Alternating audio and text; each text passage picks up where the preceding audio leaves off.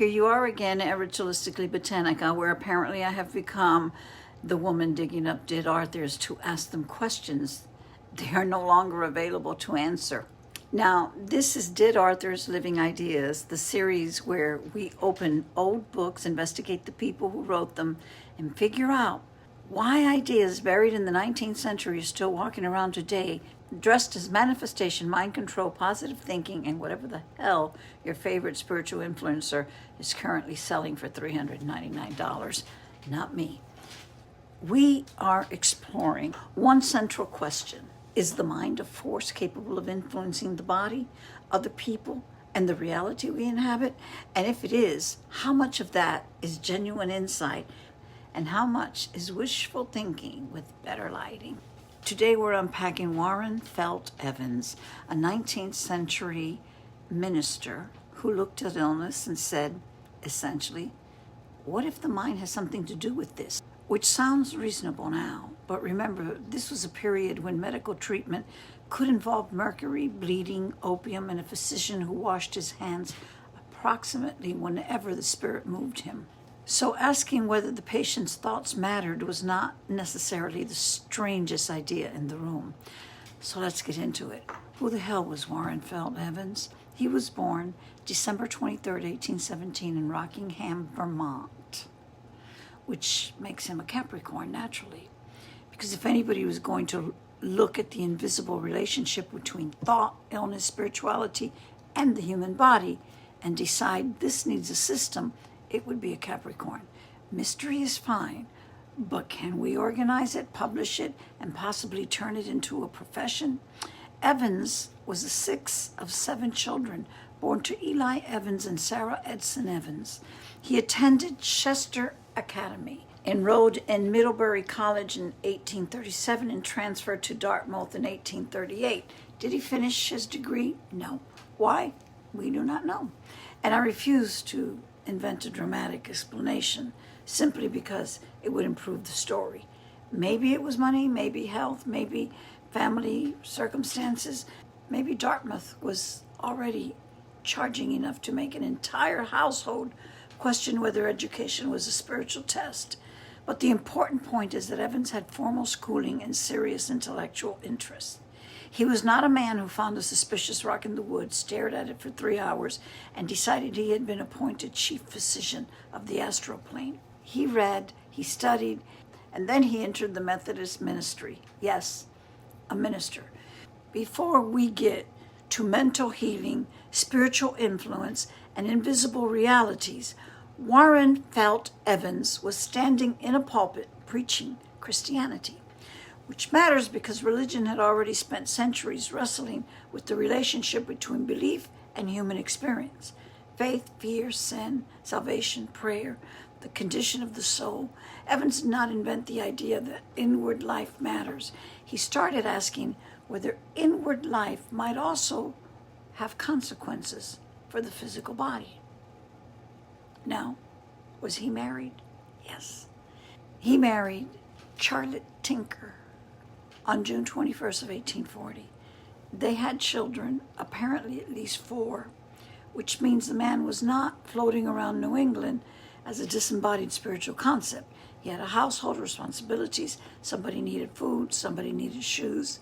Somebody probably needed him to stop contemplating divine consciousness long enough to bring in the firewood. And I appreciate that, because I have very little patience for spiritual philosophies that sound magnificent only because nobody's asking how the bills get paid.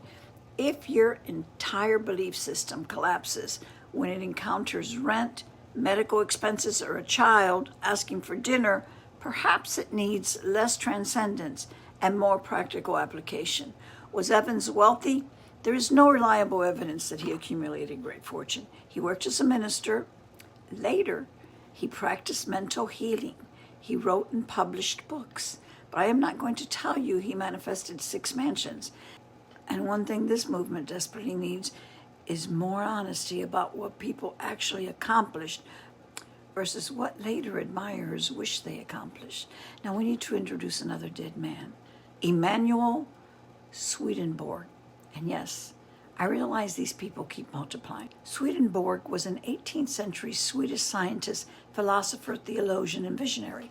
He believed meaningful relationships existed between the spiritual world and the natural world. He called those relationships correspondences. The basic idea was that outward realities could reflect inward spiritual conditions. Now, there is a reasonable version of this. Your body can show stress, your face can reveal grief, your sleep can reflect anxiety, your behavior can express beliefs you have never consciously examined. And then there is the version where somebody announces your dishwasher broke because Mercury is trying to address your inability to receive divine feminine abundance. Please, sometimes the dishwasher is just broken. But Swedenborg's larger question interested Evans. What if the visible and invisible aspect of human life are connected? What if a person's inner condition expresses itself outwardly? What if the body and mind are not separate departments pretending they have never met? Evans eventually left the Methodist ministry and became associated with the Swedenborgian Church of the New Jerusalem. So by the time we encounter him as a mental healer, he already has a background in Christianity, religious philosophy, and the idea that inward reality and outward conditions may interact. And let me make one thing clear. These ideas did not begin with one person. They were already circulating through spiritual traditions, philosophy, mesmerism, religious movements, and 19th century experiments with healing. I am following one particular branch because those are the books and writers that entered my own investigation and appeared in my life. That does not mean it was the only branch. It means this is the one that landed in my lap and apparently refused to leave until I started talking about it. Now we get to Phineas Parkhurst Quimby. Quimby explored whether beliefs, fears, and mental conditions might contribute to physical illness or suffering. He is frequently treated as an important early figure in the development of mental healing and what later became New Thought. Evans apparently met him, possibly more than once. Some later accounts present Evans as Quimby's student, suggesting Quimby healed him, and Evans then carried those teachings into print. It is a lovely story. The master meets the student receives the wisdom becomes a book. Everybody gets a neat little spiritual family tree. Unfortunately, the evidence is less tidy. Evans already had his own education. He had already encountered Swedenborg. He already had a religious and philosophical framework. So while Quimby may have influenced him, it is not historically careful to declare that Evans got every idea directly from Quimby. Sometimes several people are swimming in the same intellectual river. One calls the water faith, another calls it magnetism, another calls it mind cure. Eventually somebody bottles it, calls it sacred activation, and sells it for $29.95. But that does not mean one person invented the river. Evans also appears to have experienced health problems himself, sometimes described as nervous illness, which seems to be a thread with these guys. Now, 19th century medicine used the word nervous to cover an impressive amount of territory. Anxiety, exhaustion, chronic symptoms, unexplained distress, things the doctor could not identify. In other words, you feel terrible and I'm going to blame your nerves because I have no better explanation, which frankly has not disappeared entirely. We have simply added more paperwork. Remember what medicine looked like in the 19th century.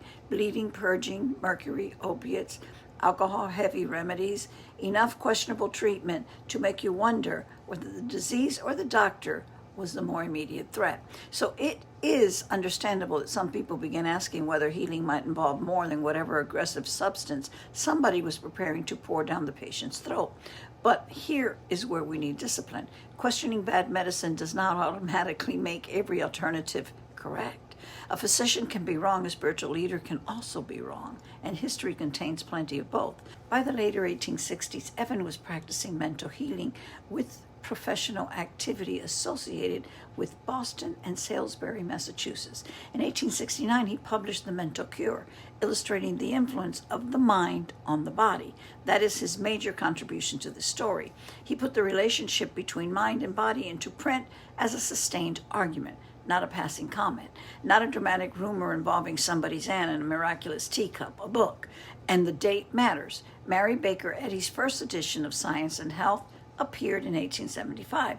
So Evans published his mind healing work 6 years earlier.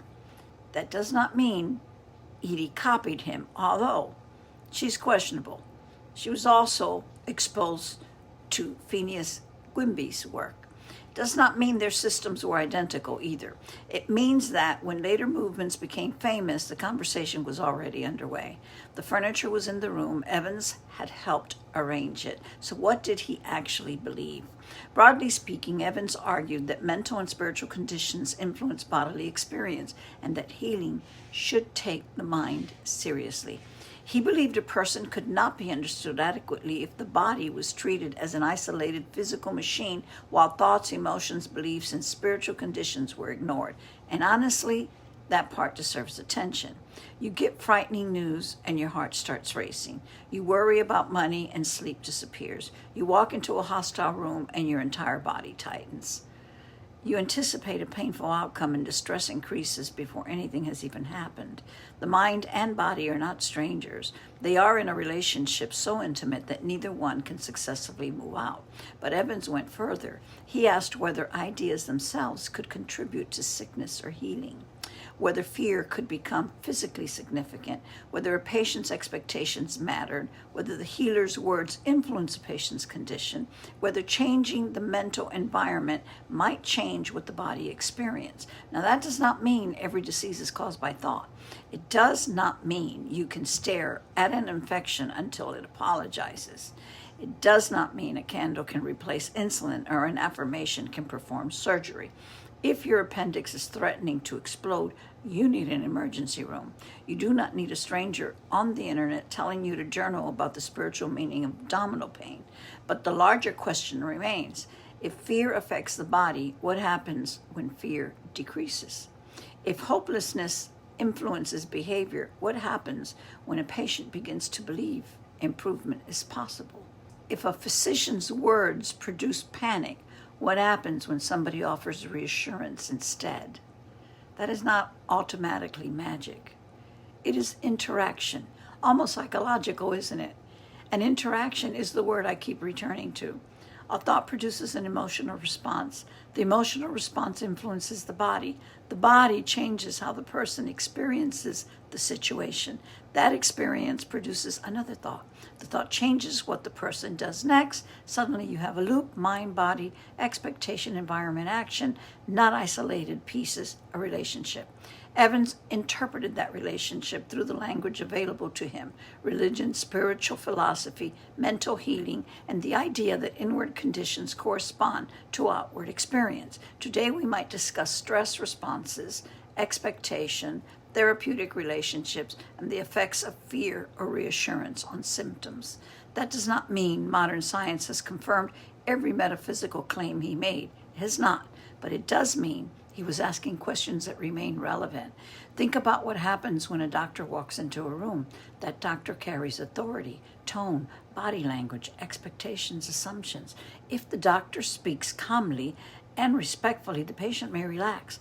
If the doctor is dismissive or frightening, the patient may become more distressed. No visible psychic lightning is required. One person affects another. The patient's body responds. The experience changes. That is influence. And once you start noticing influence, you realize it is everywhere. A teacher influences a student, a parent influences a child. A frightened person can change the emotional atmosphere of an entire room. A confident person can make other people reconsider what is possible. A book written more than a century ago can enter your mind today and change the questions you ask, which conveniently is exactly why I am standing here talking about Warren Felt Evans. Now let's address the danger. The moment somebody says thoughts affect health, another person inevitably decides that sick people must have thought themselves into being sick. No, absolutely not. A person can have a wonderful attitude and still develop cancer. A person can meditate and still have an autoimmune condition. A person can practice gratitude and still experience grief, poverty, discrimination, or an expensive medical emergency. Suffering is not proof that someone failed a spiritual test. Sometimes difficult things happen because human life includes difficult things. And if your spiritual system responds to another person's illness by blaming them for insufficient positivity, your spiritual system needs to sit down and reconsider its entire personality. The mind matters. It is not the only thing that matters. That distinction is essential because once mental healing becomes a marketplace, the claims expand very quickly. First, your thoughts affect your body. Then, your thoughts influence your circumstances. Then, your thoughts attract everything that happens to you. Before long, somebody is explaining that you could have avoided a financial crisis if only you had purchased their abundance seminar. Interesting how the universe always seems to recommend a paid upgrade. Evans continued writing Mental Medicine, Soul and Body, The Divine Law of Cure, The Primitive Mind Cure, Esoteric Christianity, and Mental Therapeutics. The man was committed. He wanted to understand how the inner life interacted with the physical person. Whether you agree with every conclusion or not, his work marks an important development. Quimby explored healing through beliefs and mental conditions. Evans helped organize related ideas into a published philosophical system. Later, writers began asking, if the mind influences the body, what else might it influence? Your relationships, your decisions, the emotional atmosphere around you, the ideas you absorb, the opportunities you recognize, the life you believe is available to you. That is where the conversation starts expanding. And that is also where it becomes personal for me, because I am not interested in these authors simply as historical curiosities. I want to know what the mind actually does, not what somebody wishes it does, not what a motivational speaker promises it does, not what a manifestation coach claims it would do after you buy the deluxe package. What does it actually do? A thought can change a decision can change an action can change a circumstance, a changed circumstance can alter the direction of a life. That does not mean the mind controls the entire universe. It means the mind participates. And participation matters, especially when you realize how much of what happens in your mind did not originate there. You read somebody else's fear, you absorb somebody else's prejudice. You grow up inside somebody else's expectations. You spend years listening to people explain what you cannot do. Eventually, their voices start sounding like your own, and then you call that reality. But is it reality? Or is it a mental environment you inherited without ever examining it? That question becomes especially important as we move toward thinkers like Prentice Mulford, who will push the conversation further into the influence of thoughts, surroundings, associations, and the ideas you repeatedly entertain. Because if other people influence your thinking, control does not mean dominating them. It means becoming aware of what you permit to live in your own mind. What am I reading? What am I watching? Who am I listening to? Whose panic have I mistaken for wisdom? Whose limitations have I adopted as facts? And what changes when I stop giving every outside voice unrestricted access to my nervous system? Now, some people want to describe that as a force. I understand the temptation. Thought has effects. It influences behavior. It can change the body's immediate response. It moves through language. It enters other minds. It survives through books. But let's not become ridiculous. Physics recognizes fundamental interactions such as gravity, electromagnetism, and the strong and weak nuclear interactions. I am not claiming Warren Felt Evans discovered a fifth force because he wrote an interesting book in 1869. That would be an extraordinary scientific claim requiring extraordinary evidence. What I am saying is that thought has consequences through interaction. Your thoughts interact with your body interacts with your environment, and your environment interacts with other people. Those people influence your choices influence what becomes possible. That is enough to be interesting without dressing speculation in a lab coat. And this brings me to ritual. Ritual, at least as I understand it, creates an interruption. You stop. You gather your attention. You name an intention. You create a different emotional atmosphere. Maybe there is water, a candle, herbs. Prayer, silence, does that automatically prove invisible supernatural energy rearrange the universe? No. But if the ritual changes your attention, calms your nervous system, clarifies a decision, or helps you act differently, something happened. The question is not whether the ritual looked impressive. The question is, what changed? Did it help you become more aware? Did it help you recognize a destructive pattern? Did it help you take action?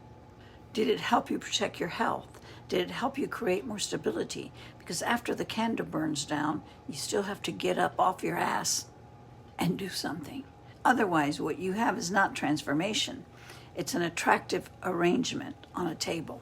And this is where I become suspicious of the modern promise that thinking correctly automatically produces prosperity. I am not against prosperity, let's be very clear. Money affects housing.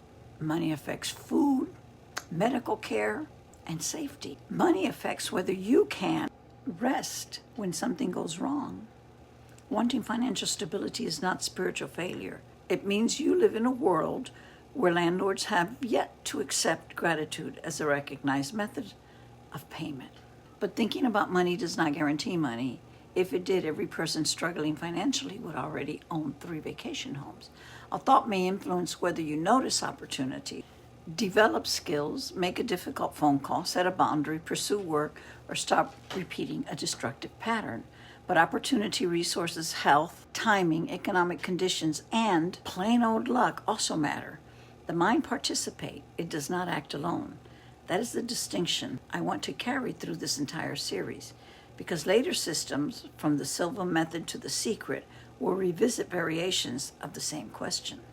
What happens when you deliberately change your state of mind?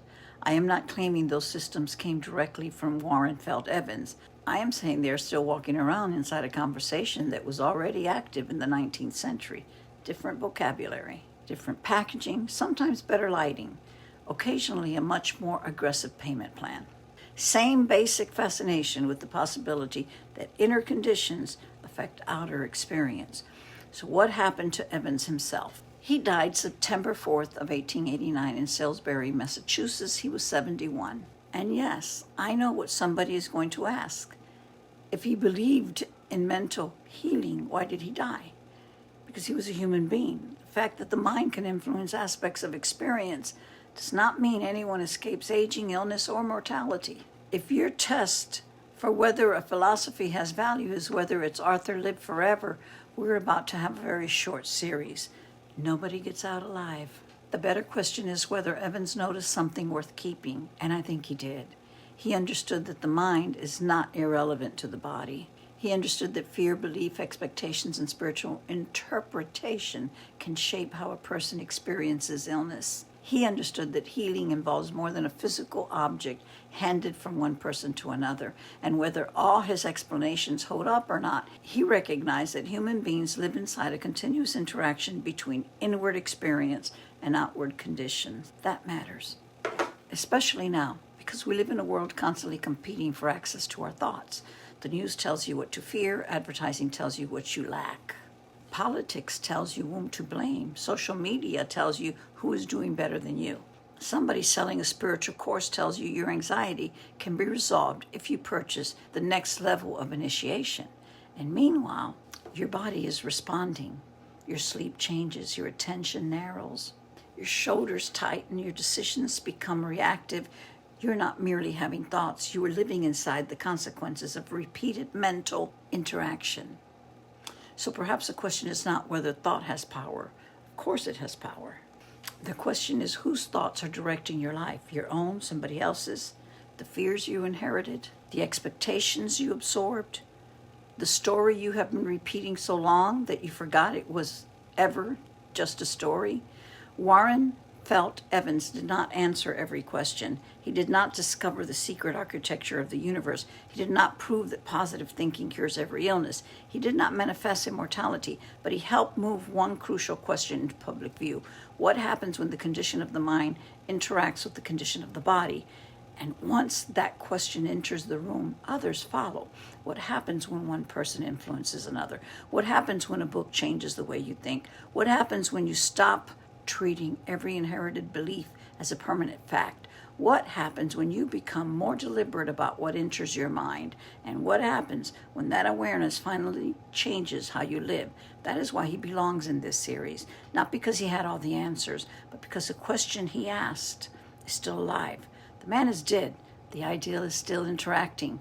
And next, we meet Emma Curtis Hopkins, the woman who stepped into this developing movement, looked around at everybody explaining spiritual power, and apparently decided the conversation needed a woman who was not waiting for permission.